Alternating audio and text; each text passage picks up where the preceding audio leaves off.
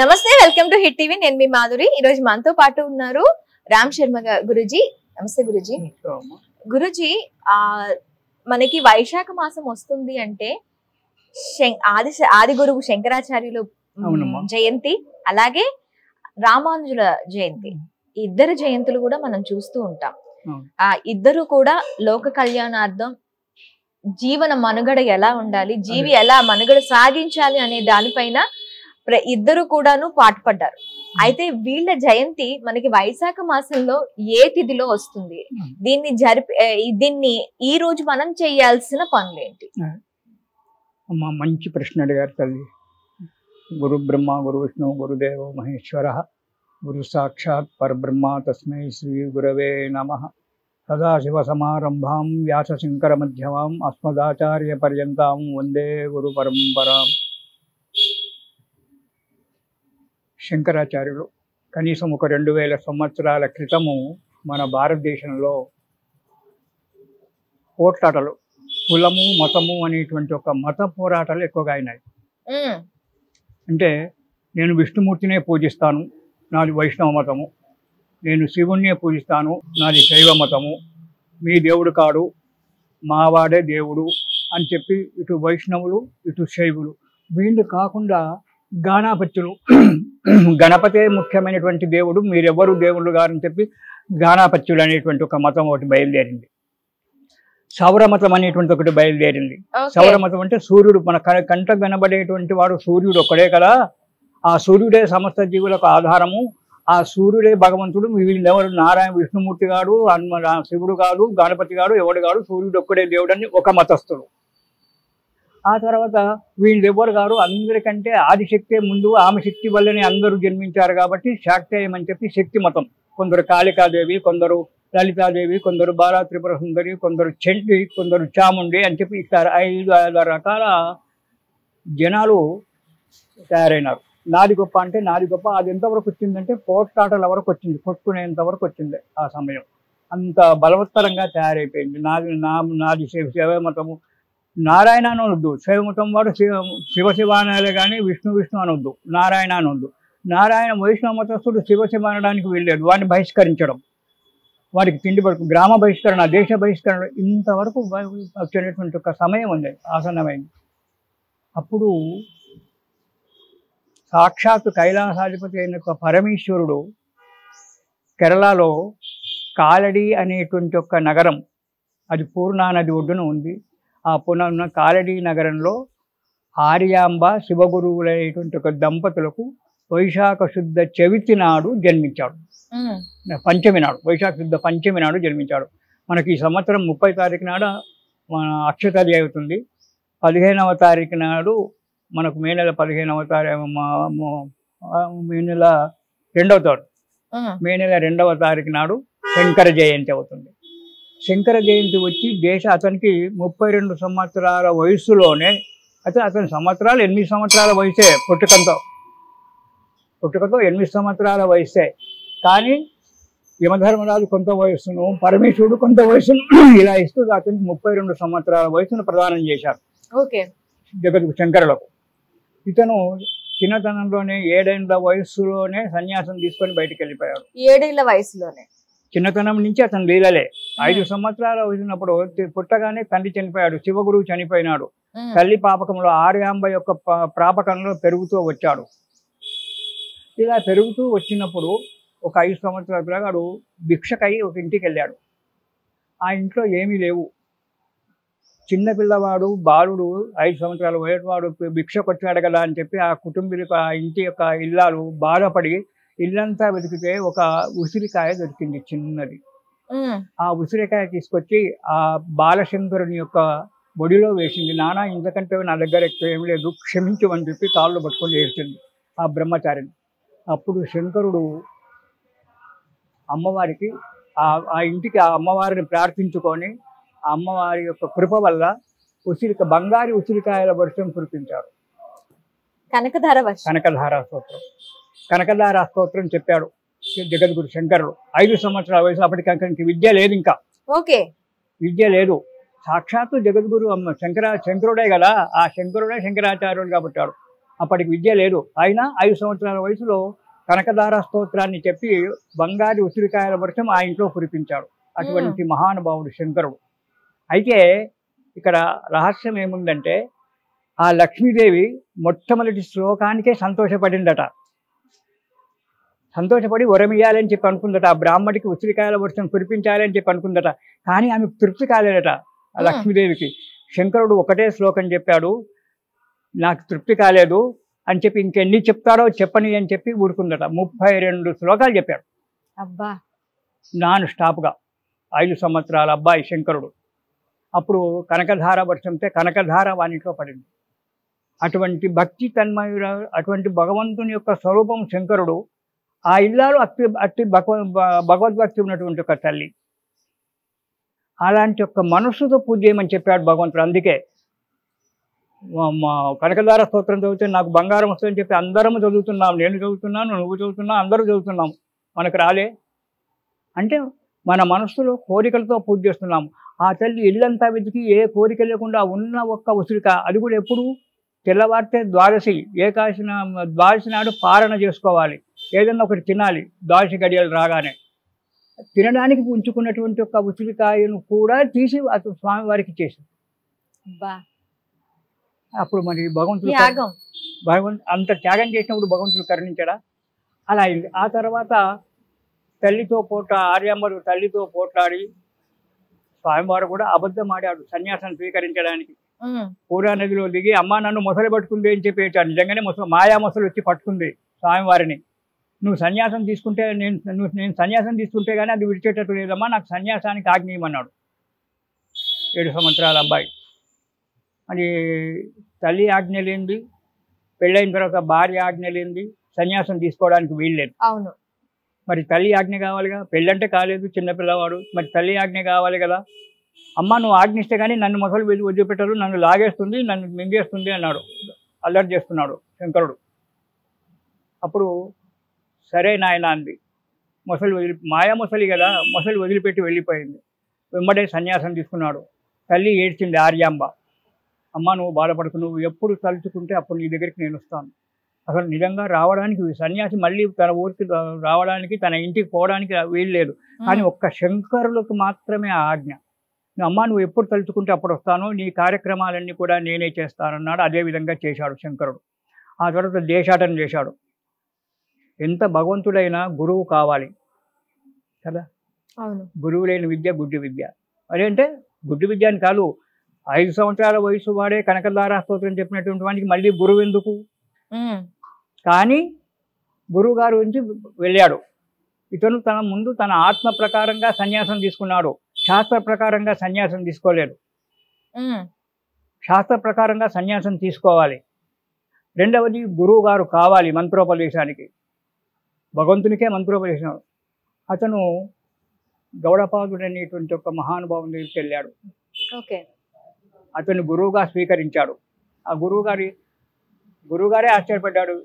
సాక్షాత్ భగవత్ స్వరూపం శంకరునికి నేను విద్య నేర్పించేది సర్వ విద్య ఈశాన సర్వ విద్యానం, ఈశ్వరుడే సకల విద్యల కలికారి, అతనికి నేను విద్యనిచ్చేదేంటి చెప్పేదేంటి అనుకున్నాడు. కానీ మంత్రోపదేశం చేసి సకల విద్యలు నేర్పించాడు. క్షణంలో వచ్చాయి సకల విద్యలన్నీ.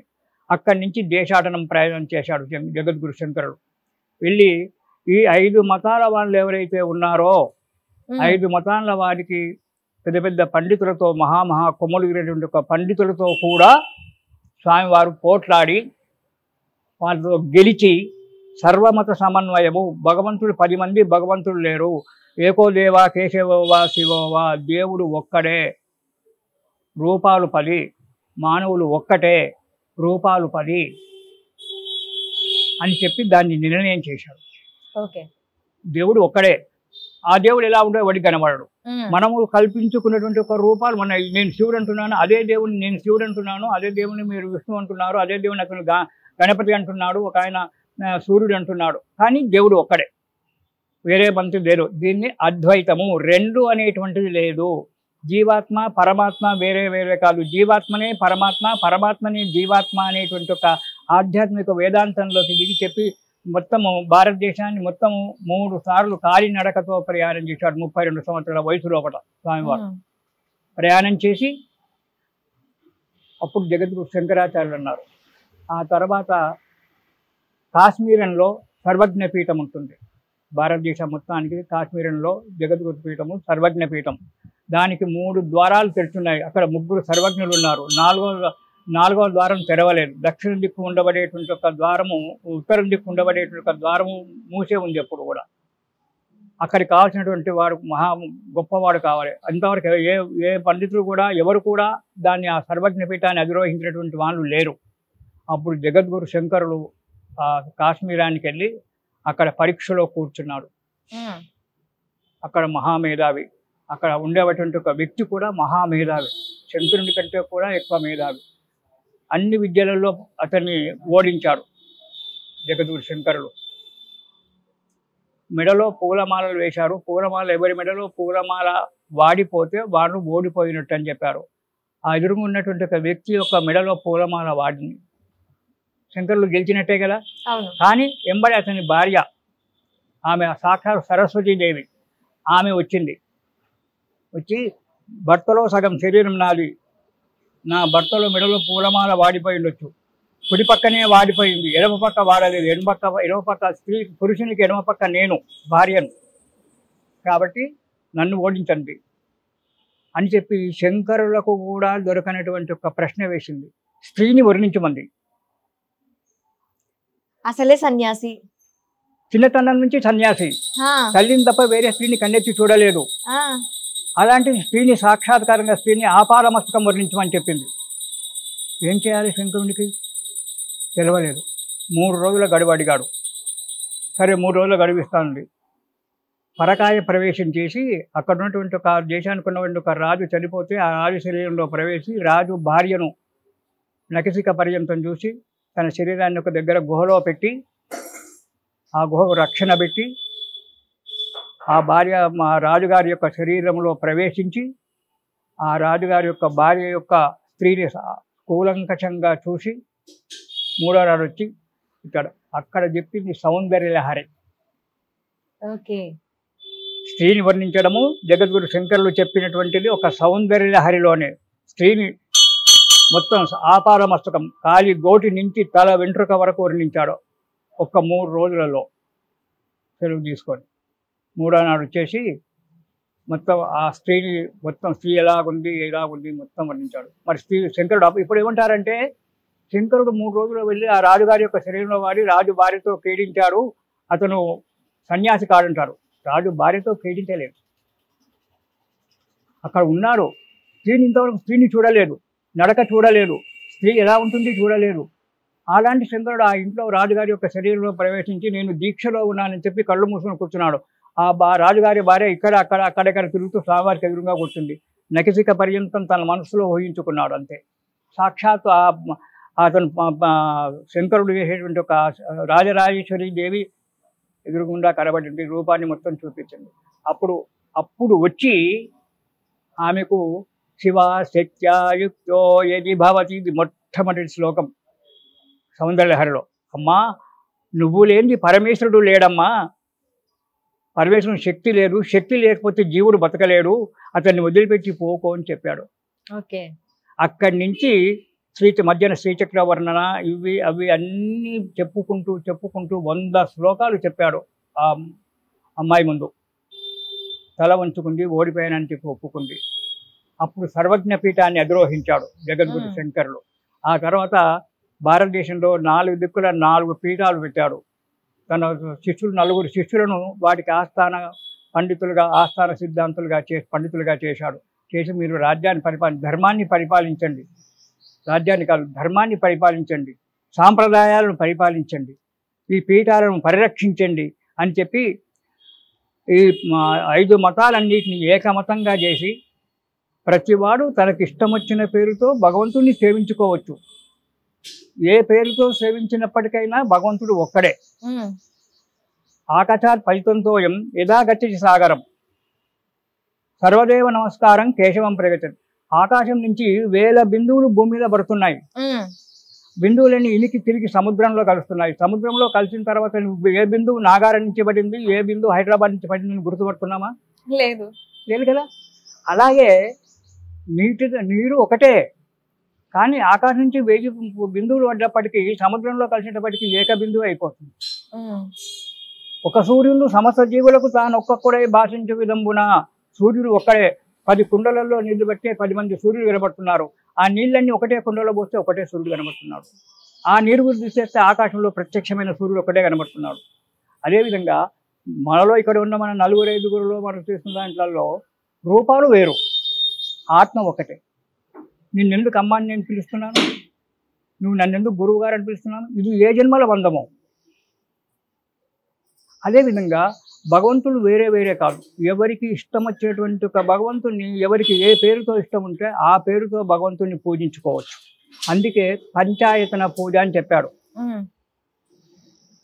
పంచాయతన పూజ ఆ పంచాయతన పూజలో శివుడు, విష్ణుమూర్తి, గణపతి, సూర్యుడు, తర్వాత అమ్మవారు, ఈ 5గురిని పంచాయతన పూజ అని చెప్పి ఒకటి కొత్తగా నిర్మాణం చేసి దాన్ని ప్రచారం చేశాడు. ఇప్పుడు చాలామంది బ్రాహ్మణులు పంచాయతన పూజ చేసుకుంటారు, శివమతస్థులు.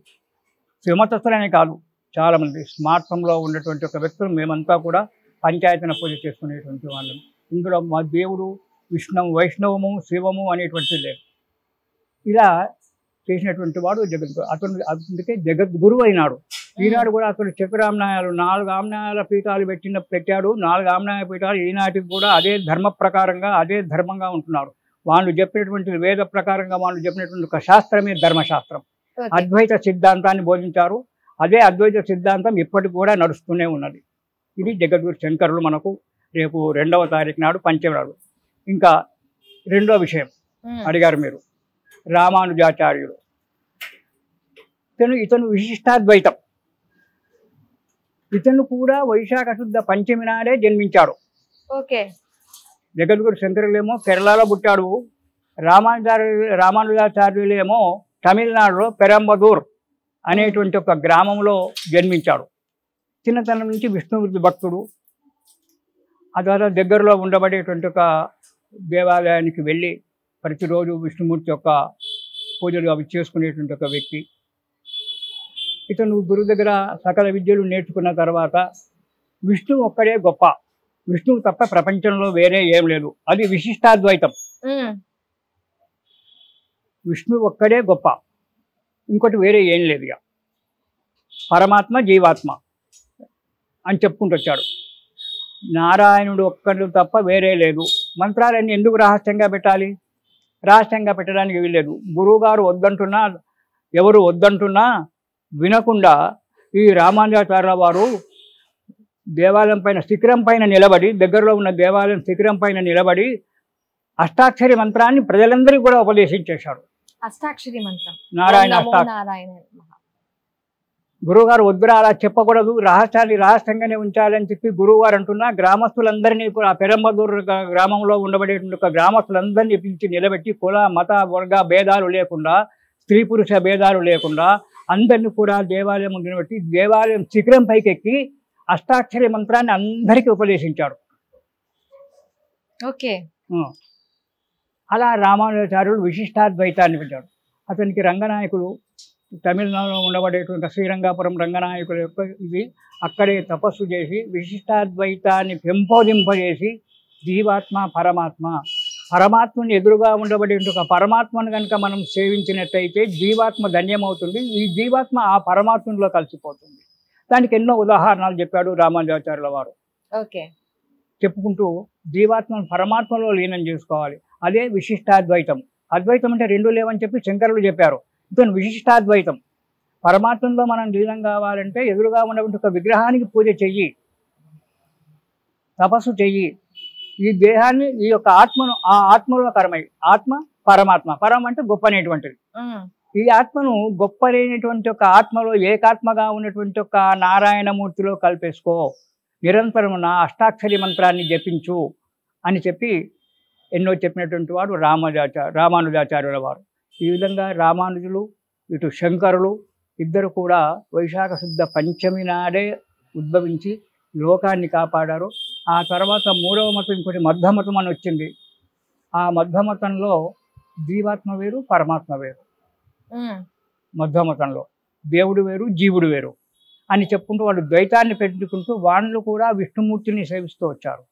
ఓకే. ఇప్పుడు రాఘవేంద్ర స్వామి మఠం ఉంది మంత్రాలయంలో, మన తమిళనాడులో ఉత్తరాది మఠం అని చెప్పి ఉంది, కర్ణాటకలో ఉత్తరాది మఠం హుబ్లీలో ఇట్లా ఉన్నాయి. వాళ్ళంతా కూడా మధ్యమతస్థులు.